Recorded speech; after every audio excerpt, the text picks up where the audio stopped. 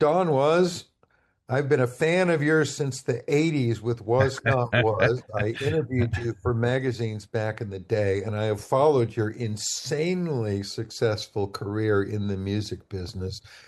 Uh, and I imagine my surprise when, after all of that, you landed in the middle of the Grateful Dead universe. It's been fascinating to watch you enter that world, and I've enjoyed the daylights out of all the music you've been making with these people. Thank you, man.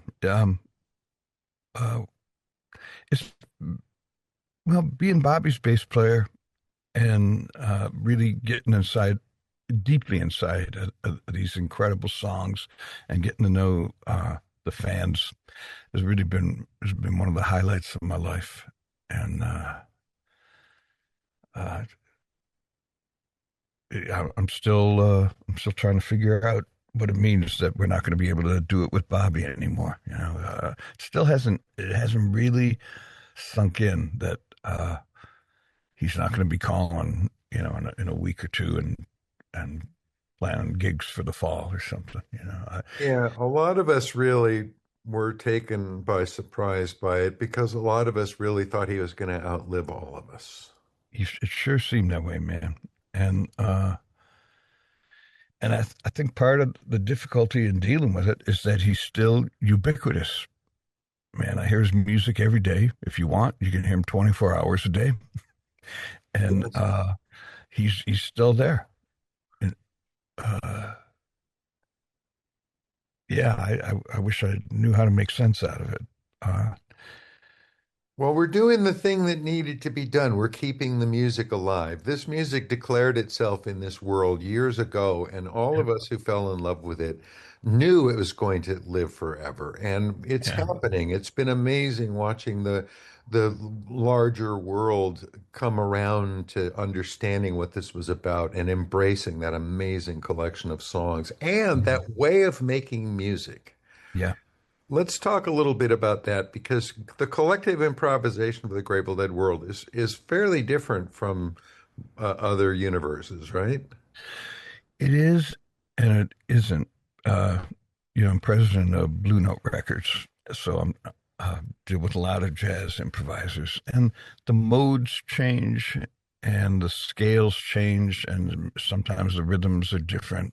But the way you approach the music is pretty much the same way that jazz musicians approach the music, which is to begin every performance with a beginner's mind.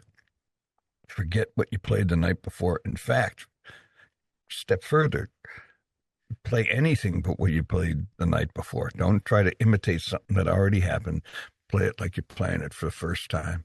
And and the things that you have to go through that are necessary to get into that mental state of losing your self consciousness and playing without fear. Those are that's the same thing for jazz musicians. In fact, I think it's a good way to live your life. When Bobby called me in 2018 about doing the Wolf Brothers, my first thought was that, all right, I'm going to get a master class in fearlessness and lack of self consciousness applied to music from one of the all time greats. And then I'm going to take that lesson and apply it to every aspect of my life. I totally agree with you on that. And I have so many times I have realized in life that being an improvisational musician offers you some tools for coping with reality in Yeah, non-musical ways as well. yeah, yeah. It's really true. And what did you know about Weir and this music when you came to Well, I thought I knew more than I actually did. it? I'd known him since the 90s. Rob Wasserman introduced us in the 90s, and I'd bumped into him many times along the way. Uh, but when we actually settled into playing the songs, uh, well, first of all, I slowly got a picture of how deep the songs are and how much they mean to people. That was the first thing, to be on a stage and seeing people react to different lines in a song. And and just to see their alertness and to feel the energy coming back, that they're super present, even if they're just hanging out. It doesn't mean they have to be in rapt attention, but it means they're hearing it, and it's resonating with them. So I didn't understand the depth of that, because which I think comes from the songs more than anything else. Everybody, it's kind of like if you pull into a motel and you pull the Bible out of the nightstand, you can open it up anywhere and find something of interest and something that's relevant to your life. Same with these songs, man. You can find something in every one of those songs that means something special to you, that helps you deal with the craziness and the chaos, uh, the confusion of just being a human being. Musically, they're incredibly written, man. Even the stuff that seems really hard, like Saint of Circumstance was a hard one for me, because there's all this irregularity to it, and you really have to learn. Oh yeah, the second time you do this, add an extra beat to that bar. And I was actually, when Bobby gave it to me to play the first time, I was kind of pissed off. It's like, why did you throw these arbitrary things in here? But then once you internalize the whole thing and stop thinking about what chord you're playing, or counting the music, and you just play the song, it all makes perfect sense, and it's brilliant. The songs kind of roll off your fingers like hot butter. They're they're very they're very musical, man. They're not just great to play, but it's a joy to play these songs. And I really started thinking of some as being like friends who I wanted to go hang out with. That's amazing. Well, that's also we fans, we've had like this ongoing relationship with this music over time, and Yeah, that, I think that's one of the things that kept us coming back, was the fact that they played it differently every time, and you yeah, wouldn't know which, like, they were going to play three shows in your town. You didn't know which one was going to have your favorite song in it, so you went to yeah. all three, Went to all and you three. walk out of there with a new favorite song too. Yeah, yeah, And we're listening to them doing it differently each time, and we're a different person each time we hear the song. yeah, So it's been like a lifetime of engagement with this ongoing conversation. yeah, yeah. I picked up on that, and I can't think of any other body of work that has that same effect on people. I've never played for an audience like the Grateful Dead audience before, and it's intoxicating, and it's addictive. It really is. When you and I, we've talked about this before. When you get this flow of energy happening, when you play something and you can see that it's registering with people, and they're feeling it, and as the band is lifting, they're lifting. You feel that come back. You see it in the faces, and you feel the energy, and it impacts the next notes you play.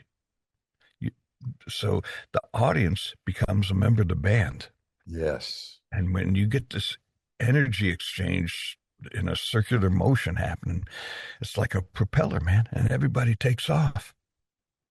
You go out the roof of the theater with it, man. So I don't actually know a better feeling in life than being part of that. So, Well, uh, that leads us perfectly to yeah, the purpose of this interview, which is that yes, you're going to be taking the Pan-Detroit Ensemble out on the road, yeah, playing some of this music, and yeah, you're about to release a record of some of this music with that band. Is that right? yeah. But for Record Store Day, we're going to put out a live recording of. Well, what happened was we started playing, and it was just natural to throw some Dead songs in. And then Lena Cohn booked us for her Golden Road Festival, which you were Yeah. playing at as well. And she said, it's the 50th anniversary of Blues for Allah. Well, can you play that? And I thought, all right, well, this is a good challenge for us. I knew the songs, a lot of them anyway, because we played them with Bobby. Yeah. Uh, but we never played King Solomon's Marbles, we never played Blues for Allah. Uh, and also, one of the things I learned again playing with Bob, first couple nights in there, I was haunted by the specter of Phil Lesh playing because I can't play like him. Nobody can. I Nobody mean, can.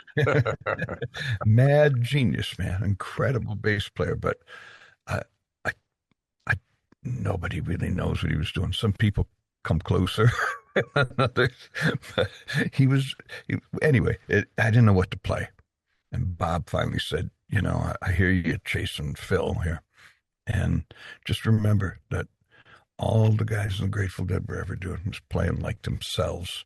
So be and that was kind of licensed to find my own way into the songs. And so I thought the same thing. If our band is going to play, we're like a soul jazz band from Detroit. Everyone's from Detroit in the Pan-Detroit Ensemble. There's 9 of us in the band.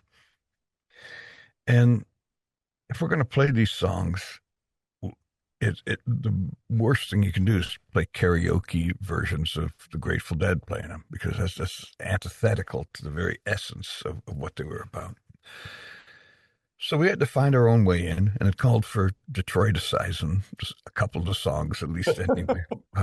We couldn't land in that kind of quasi reggae groove on Crazy Fingers to save our lives, man. It just wasn't coming natural to us. So we had to find a way into that song that felt comfortable. King Solomon's Marbles is another one, man. I used to think it was just this, spontaneous improvisation, but there's actually a form to the song. Oh, yeah. It's very specific, but it's a weird time signature. And I couldn't feel that groove. We didn't land there naturally. But it starts out with that lick, bum, bum, da, da, da, which is Marvin Gaye, right? Inner City Blues. Ah. So it's like, all right, wait a minute. What if that we can play in our sleep? Uh-huh. So what if we made that, kind of the motif definer? So we play it with the feel of Inner City Blues, but we adhere to the structure. And I was a little worried when we played it to be messing with some sacred writings, but the audience totally was into it and understood the reason for it, and liked the switch up. So we just started playing it in the middle of our set this year. We started in January, and we'll be doing it through the year to celebrate the 50th anniversary of Blues for Allah. We played the whole album in its entirety in sequence in the middle of our set. That's fantastic, man. I've heard a couple of performances of this, and I really love the way you guys are doing it. I'm a big, strong advocate of telling the story in your own voice, and I really love these ensembles that take this material and just put their own thing onto it. That's what this is for, I think. Jerry, the last thing Jerry wanted was anybody slavishly imitating him, for God's sakes. Yeah, no, he wouldn't have wanted it. Bobby dug what we were doing. He got to hear a lot of it before he was gone, and that is exactly what he had in mind when he was talking about keeping the music going. We talked about it a lot. The 300 years thing. It wasn't like 300 and out. He didn't mean that. What he meant was that, we still listen to Mozart, we still listen to Beethoven. Why can't the Grateful Dead be enduring like that? And that was one of the reasons that he wanted to do the symphony shows, because he saw it as if this is mapped out, anyone can get up in front of the orchestra and keep it going. And he wanted to go way past any of our lifetimes. I am very, very sorry that particular thing isn't going to happen again. I had the amazing privilege of seeing that show at Stanford a couple of Oh years yeah, oh that was a wild show. It That was was just, yeah, and I've talked to Giancarlo, I talked to Bobby about it in the early days of this, yeah. and it was such a wonderful idea, and he executed it so brilliantly. So but the last time I actually played with him, we performed at Royal Albert Hall with the London Philharmonic, and it was the apex of the symphony shows. He really he did a days between there that man. I know it's recorded. I hope someday it comes out. People got to hear that. But he was on fire, and he loved being there. He loved that hall. It's got Wow. this crazy echo, like a reverb that comes back. And yeah, I mean, that was actually another thing about Bob was he didn't like to use monitors. He liked hearing the hall and using the room at, not only as a reverb chamber, but he would play to the rhythm of the reflections. He'd call songs off in a tempo so that the echoes bouncing off the wall would be in time and it would be rhythmic.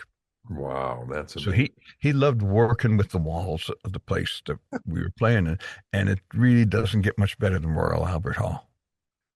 I just love that, man. It's so great to talk with you, man. And I'm so happy that you came into this world. Your perspective on it has been so fascinating to me over these years you've been working with Bob.